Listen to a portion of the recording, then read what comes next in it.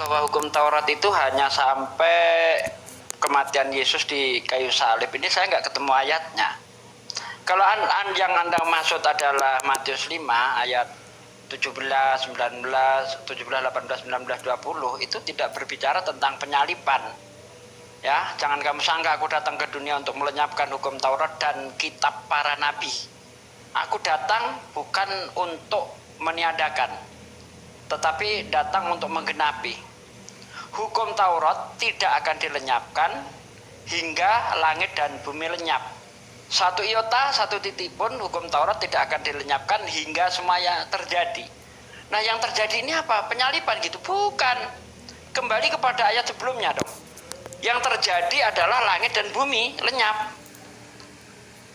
Nah, diperkuat ayat selanjutnya. Barang siapa menghilangkan satu titik dari hukum Taurat, kemudian mengajarkan kepada orang lain, maka dia akan menduduki kerajaan paling rendah atau neraka, ya, di kerajaan paling rendah di dalam kerajaan surga. Artinya hukum Taurat itu walaupun satu iota saja, satu titik saja, itu tidak bisa dilenyapkan. Bahkan lebih mudah langit dan bumi lenyap daripada satu titik hukum Taurat. Hukum Taurat itu sifatnya kekal. Kalau begitu, itu nggak berbicara tentang penyaliban di situ. Nggak ada penyaliban. Bahkan Yesus itu tidak pernah mengajarkan bahwa dia disalib untuk menebus dosa manusia, itu nggak ada. Nah, ayat selanjutnya, barang siapa mengajarkan hukum Taurat kemudian mengajarkan kepada orang lain, maka dia akan menduduki kerajaan tertinggi dari dalam kerajaan surga. Apabila kehidupan keagamaanmu tidak lebih benar daripada kehidupan keagamaan orang Farisi dan ahli Taurat, kamu tidak akan menduduki kerajaan surga. Nah, kehidupan keagamaan orang Farisi ini seperti apa? Kita lihat dalam Matius 23 ayat 2, 3, 4 bahwa Yesus itu menyuruh orang-orang supaya mendatangi orang Farisi dan ahli Taurat. Ya, pergilah kamu kepada orang Farisi dan ahli Taurat yang telah menduduki kursi Musa. Ikuti semua yang mereka ajarkan. Tetapi jangan kamu ikuti yang mereka kerjakan. Karena mereka itu hanya mengajarkan saja tetapi tidak menjalankan. Nah, jadi menurut Yesus, orang-orang Yahudi, orang-orang Farisi dan ahli Taurat itu hanya mengajarkan saja tapi mereka tidak menjalankan. Kalau di Islam disebut fasik. Ya, udah tahu itu aturan tapi nggak mau menjalankan. Ayat selanjutnya dikatakan mereka gemar menaruh beban-beban ke pundak orang lain tetapi mereka tidak mau menjalankan. Mereka tidak mau mengangkatnya. Mereka itu seperti kuburan yang dilabur putih, yang dicat putih, tetapi dalamnya adalah tulang belulang. Jadi Yesus tidak pernah berinisiatif atau mengajarkan bahwa hukum Taurat itu diselesaikan oleh dia di kayu salib, nggak pernah. Makanya ada orang kaya bertanya kepada Yesus, Lukas 18 sampai 20 misalnya, guru yang baik, pekerjaan apa yang harus aku lakukan supaya aku mendapatkan hidup yang kekal? Kata Yesus, mengapa kamu berkata aku baik? Tidak satu pun yang baik, kecuali hanya Allah saja, kecuali hanya Tuhan saja. Jika kamu ingin mendapatkan hidup yang kekal, apakah kamu tidak tahu perintah Tuhan? Bukan apakah kalau kamu ingin mendapatkan hidup yang kekal, apa percayalah aku disalib gitu? Tidak, Yesus nggak mengajarkan itu. Tetapi apakah kamu tidak tahu perintah Tuhan? Jangan membunuh, jangan bersaksi dusta, hormati orang tuamu, kasih sesamamu seperti kamu mengasihi dirimu sendiri. Kata orang kaya itu, hal itu sudah aku lakukan sejak masa mudaku. Kata Yesus apa? Kurang satu lagi. Kalau begitu, kalau kamu ingin sempurna, kurang satu lagi. Percaya aku disalib? Bukan juga ternyata, Pak. Apa?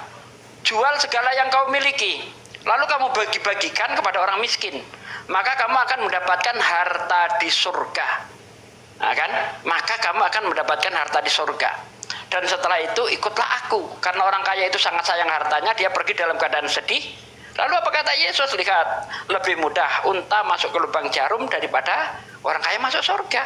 Jadi Yesus tidak pernah berbicara tentang penyaliban sebagai syarat untuk mendapatkan surga, sebagaimana yang diajarkan Paulus di dalam Roma 10 ayat 9. Apabila kamu percaya Yesus itu Tuhan, mati dan bangkit dari antara orang mati pada hari yang ketiga, kamu akan diselamatkan. Yesus nggak pernah mengajarkan itu. Ya, Yesus tetap konsisten mengajaran hukum Taurat, dan kepada murid-muridnya dia juga tetap konsisten supaya tetap menjalankan hukum Taurat. Begitu. Terima kasih. Terima kasih atas waktunya Pak Desugi. Saya minta waktunya untuk supportnya, untuk apologet dan terkait layarnya. Jangan lupa subscribe YT-nya untuk narasumber kita. Sekarang juga ya, minta tolong disupport untuk subscribe YouTube-nya narasumber. Terima kasih. Apa bisa minta izin untuk narasumber dan host? Apakah bisa dialihkan untuk saya untuk pertanyaan, mungkin ada Bang Vipi bertanya mungkin untuk bergantian? Bagaimana Pak Ustadz Arif? Ya, silakan Bang Vipi sebagai perwakilan dari Kristen barangkali mau membantu Om Kris. Silakan. Silakan monitor. Apa ada yang perlu ditanyakan mungkin atau dialihkan ke Pak Kris? Oke, saya sedikit aja host. Boleh, terima kasih. Bisa open cam? Enggak, saya lagi di sini. Lagi nggak bisa, nggak apa-apa ya. Oke, nggak apa-apa. Ditunggu Pak Kris ya untuk bergantian dulu. Silakan Bang Vipi. Ya, jadi tadi saya naik gara-gara kripto mempertanyakan tentang Tuhan dan Tuhan. Ya, dia bilang mukjizat di Afrika sana banyak. Kripto lupa, ya. Satu-satunya di dunia ini kripto. Satu-satunya. Yang pada saat dia lahir malaikat datang. Kalau lu tidak percaya mukjizat nggak apa-apa. Tapi buktikan ke saya ada bayi yang lahir selain Pak Bevi kok menyerang sesama Kristen ya Pak Bevi? Ini Bang Kristen juga ya? Ya gue nggak tahu. Dia tadi mempertanyakan. Kristen itu Bang Vipi. Terus yang kedua, gini Bang Bibel berjalan. Tadi Bang Bibel berjalan membawa cerita tentang orang kaya. Pertanyaan saya satu, Bang Bibel berjalan. Kenapa orang kaya itu tidak menjual hartanya? Karena orang kaya itu tidak percaya Yesus. Di cerita orang kaya itu sangat jelas. Kalau engkau mengikuti hukum Taurat, tapi engkau tidak percaya Yesus, sama aja bohong. Di situ jelas, clear. Kalau dia percaya perkataan Yesus, dia akan melakukan apa yang Yesus katakan. Clear di situ, Bang Bibel berjalan. Terima kasih. Mungkin Pak siapa? Pak Kristen mau melanjutkan? Ya dikit-dikit aja. Dijawab dulu sama Pak Desugi. Silakan mungkin ditanggapin sebelum Pak Kris lagi bertanya. Silakan. Ya, boleh saya tanggapin dulu ya Pak Kris ya. Jadi tidak ada diksi di ayat itu yang mengatakan tidak percaya Yesus, nggak ada. Justru orang kaya itu percaya Yesus. Makanya dia bertanya kepada Yesus, guru yang baik, perbuatan apa yang harus aku lakukan supaya mendapatkan hidup yang kekal? Jadi kenapa dia tidak mau menjual hartanya? Karena ayat selanjutnya sudah menerangkan. Karena orang kaya itu sangat sayang hartanya, dia pergi dalam keadaan sedih. Jelas toh? Jadi dia tidak mau menjual harta bukan karena nggak mau ikut Yesus, tapi karena sayang harta. Baca baik-baik ayat itu. Betul. Ya. Betul. Nah, dibetulkan oleh Pak Kris. Karena sayang hartanya, karena sangat sayang hartanya, dia pergi dalam keadaan sedih. Lalu kata Yesus, lihat, lebih mudah unta masuk ke lubang jarum daripada orang kaya masuk surga. Bukan nggak percaya Yesus, percaya dia, gitu loh, ya. Kemudian saya menanggapi tentang Pak Kripto yang mengatakan Yesus itu salah terjemah. Memang kalau kita pikir, memang salah terjemah itu. Karena coba ya, siapakah engkau Tuhan? Ini janggal sekali pertanyaan ini. Karena Tuhan ini kan kata khusus. Ya, mana yang lebih logis, siapakah engkau Tuhan atau siapakah engkau Tuhan? Emang Tuhan ada berapa? Sehingga bertanya siapakah engkau Tuhan? Loh, kok aneh, udah tahu Tuhan kok masih nanya siapakah engkau Tuhan? Tetapi kalau siapakah engkau Tuan, siapakah engkau Pak, siapakah engkau Bang, ini sifatnya umum. Karena orang yang dipanggil Tuhan itu banyak. Tapi yang dipanggil Tuhan itu cuma satu, Sang Pencipta. Bagaimana bisa dikatakan siapakah engkau Tuhan? Kan aneh jadinya. Siapakah engkau Tuhan? Nah, baru keren tuh. Ya, silakan. Terima kasih untuk waktunya. Minta tolong untuk supportnya tap-tap layar dan jangan lupa subscribe untuk channel YT YouTube di Apologet Islam, di narasumbernya ya. Ada Pak Desugi sama Bang siapa lagi yang punya YouTube? Bang Kores. Bang Kores sama di sini siapa? Ustadz Tahta channel, Teon Slayer. Iya, dibantu ya untuk penonton, dibantu supportnya dan tap-tap lainnya dan dibantu ya. Terima kasih. Sekarang Pak Kris bisa bertanya lagi. Terima kasih. Iya, saya menanggapi saja yang disampaikan Pak Sugi tadi tentang Yesus itu dengan hukum Taurat ya, disinggung sedikit tentang orang kaya. Jadi yang dijelaskan Yesus itu adalah tetap 10 hukum ya, 10 perintah Allah. Itu yang permanen karena itu adalah hukum moral. Karena memang hukum Taurat ya. Jadi hukum Taurat itu banyak aturan dan 10 perintah Allah kami sebut hukum moral. Itulah yang permanen yang tidak boleh dirombak ya sebelum langit dan bumi lenyap. Jadi ketika Paulus ya dikatakan kontradiksi, sebenarnya kontradiksi di mana? Nah, hukum Taurat mana yang dikatakannya batal? Kalau bicara 10 perintah Allah, Paulus tidak membatalkan hukum itu. Nah, Yesus juga ya menyempurnakan ya 10 perintah Allah itu memang tidak dibatalkan oleh Yesus ya. Kalau aturan-aturan tentang persembahan di luar 10 perintah Allah itu, itulah yang kami anggap sebagai aturan yang ketika Yesus mati di kayu salib itu sudah batal. Dan mengenai apa ya Pak Sugi katakan tentang hukum tadi, tentang hukum Taurat, Rasul Paulus ini di dalam Roma 2 ya, di Roma 2 ayat 13 dikatakan bahwa bukan orang yang mendengarkan hukum Taurat yang dibenarkan, tetapi mereka yang melakukan. Jadi berarti Paulus tidak membantah kekekalan hukum itu. Jadi bukan mendengar yang dibenarkan, tapi yang melakukan. Nah, jadi sehingga ketika Pak Sugi bilang jika hidup keagamaanmu tidak lebih daripada ahli-ahli Taurat dan orang Farisi, kamu tidak layak untuk kerajaan Allah. Nah, perbedaan murid Yesus, ajaran Yesus dengan orang-orang Farisi adalah kalau ahli-ahli Taurat dan orang Farisi itu patuh pada hukum Allah. Mereka menegakkan ajaran-ajaran Taurat. Nah, untuk kita melebihi mereka ya, untuk melebihi ahli Taurat dan orang Farisi, posisi kita harus sama dulu. Ya, harus sama dulu untuk melebihi. Nah, kita pun dituntut demikian. Kita orang Kristen harus patuh pada hukum Allah. Tetapi kurangnya mereka itu ahli-ahli Taurat itu tidak percaya Yesus yang dinubuatkan.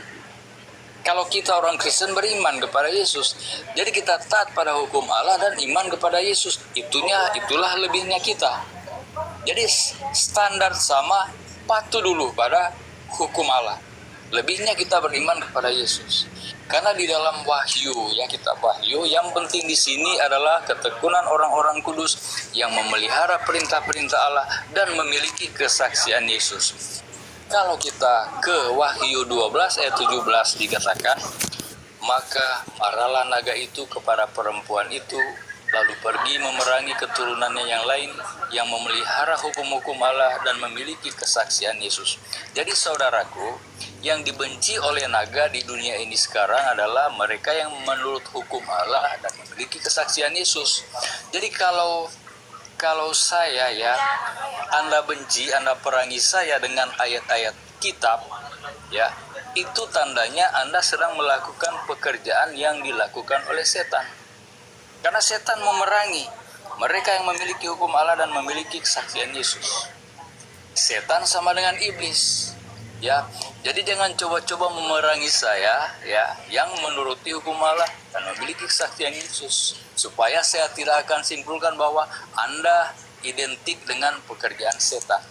Kalau kita baca Alkitab silakan, tapi jangan kita tafsir semau-mau kita ya. Karena baik kitabmu, baik kitab kami itu punya tafsirnya tersendiri ya, punya maknanya tersendiri. Jadi ketika Anda bingung dengan tulisan Paulus karena kontradiksi, ya memang banyak kontradiksi. Tapi di situasi mana dulu Paulus berbicara? Dia bisa berbicara dengan orang Yahudi, orang di luar Yahudi, tapi akan jadi Kristen. Nah sehingga ya nampaknya Paulus itu berpihak kepada yang memelihara hukum, berpihak kepada yang orang Kristen tapi bukan orang Yahudi, tidak mengenal hukum. Orang menjadi Kristen ya yang di luar Yahudi tidak disunat, makanya jadi persoalan tentang sunat di antara mereka. Sementara mereka akan jadi Kristen. Orang Yahudi sudah bersunat, orang di luar Yahudi tidak bersunat. Ketika mereka akan jadi Kristen, sunat jadi persoalan.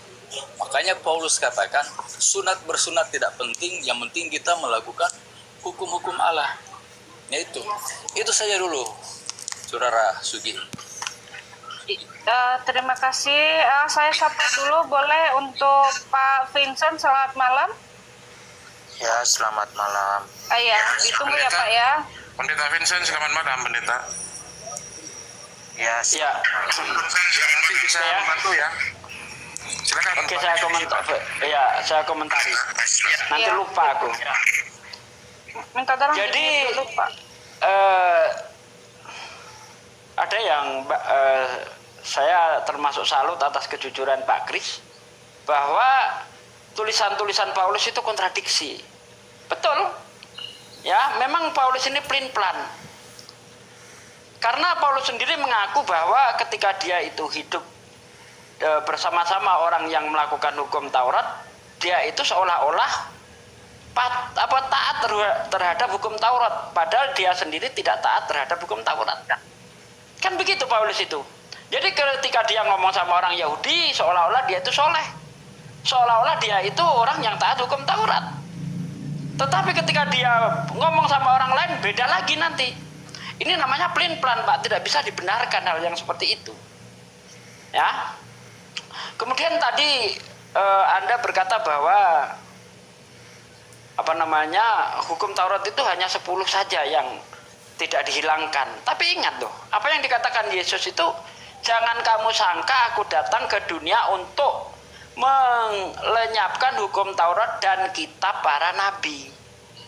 Nah, kita tahu bahwa perjanjian lama itu terdiri dari Nevi'im, Ketubin, ya, Tanakh, Taurat, kitab-kitab para nabi, dan kitab Mazmur. Itu semua tidak dilenyapkan oleh Paulus, apapun yang tertulis di sana. Oleh Yesus nggak pernah mengajarkan bahwa kitab-kitab itu apa yang tertulis di dalamnya itu dilenyapkan, tidak. Satu iota pun tidak akan dihilangkan. Karena di situ yang dibahas bukan hanya hukum Taurat saja, termasuk kitab para nabi tidak dihilangkan oleh Yesus, tetapi dia datang untuk menggenapinya. Nah, Anda tadi mengatakan bahwa orang Farisi itu taat terhadap hukum Taurat. Tidak. Ingat apa yang kata Yesus, Matius 23 ayat 2 itu. Pergilah kepada orang Farisi dan ahli Taurat yang telah menduduki kursi Musa. Ikuti yang mereka ajarkan, tetapi jangan ikuti yang mereka kerjakan. Karena mereka hanya mengajarkan tetapi tidak menjalankan. Tuh, berarti dia nggak taat. Dia itu fasik. Seolah-olah dia itu orang yang taat hukum, padahal cuma di mulut doang. Itu perkataan Yesus ya. Makanya di situ dikatakan mereka gemar menaruh beban-beban di pundak orang lain, di bawah orang lain. Tapi mereka sendiri nggak mau mengangkatnya. Bahkan mereka itu seperti kuburan yang dilabur putih, padahal di dalamnya tulang belulang. Antara apa yang diucapkan dengan apa yang mereka praktekkan itu tidak sesuai. Munafik. Itulah orang-orang Farisi dan ahli-ahli Taurat. Itu menurut Yesus, mereka nggak taat, Pak. Ya. Apalagi tadi panjangnya. Kalau saya ini mengingatkan Anda bilang saya ini mengikuti iblis. Saya tidak benci kepada Anda. Justru saya itu menafsir ayat pakai ayat. Ya, tidak menafsir ayat pakai otak saya, tidak. Makanya ketika saya baca ayat ini, saya korelasikan dengan ayat ini. Itu yang saya lakukan. Saya justru ingin mengembalikan Anda kepada ajaran yang sesungguhnya. Anda mengikuti ajaran-ajaran Paulus, saya ingin mengembalikan Anda kepada ajaran Yesus. Contoh misalnya Anda percaya Yesus itu Tuhan. Nggak ada dalilnya dalam Bible. Yesus tidak pernah mengajarkan supaya dia dipercayai sebagai Tuhan. Tidak. Yesus justru ingin dipercayai dia itu sebagai utusan. Contoh Yohanes 17 ayat 8. Segala firman yang kau sampaikan kepada aku telah aku sampaikan kepada mereka. Dan mereka menerima. Dan mereka tahu betul bahwa engkau yang telah mengutus aku. Utusan, Pak. Bahkan ketika membangkitkan Lazarus, Anda baca dalam Yohanes 11, 41, 42, 43. Ya, apakah Yesus di situ mengaku sebagai Tuhan? Tidak. Ya Bapa, aku bersyukur kepadamu ya Bapa. Karena aku tahu engkau selalu mendengarkan aku. Karena aku tahu engkau selalu mendengarkan aku, supaya orang yang berdiri di sini mengelilingi aku, mereka tahu bahwa engkau yang mengutus aku. Di mana Yesus pernah mengatakan bahwa dirinya adalah Tuhan? Tidak pernah. Yesus mengajarkan apa? Utusan Tuhan. Itu yang diajarkan oleh Yesus. Satu lagi apa tadi ya? Saya agak lupa. Udahlah, lupakan. Saya agak lupa karena saya nggak mencatat. Itu yang saya ingat ya. Tadi udah ingat sih. Silakan. Ya, sebentar Oke, dulu. baik. Sebentar dulu. Assalamualaikum Bang Hendy. Ya, assalamualaikum. Waalaikumsalam warahmatullahi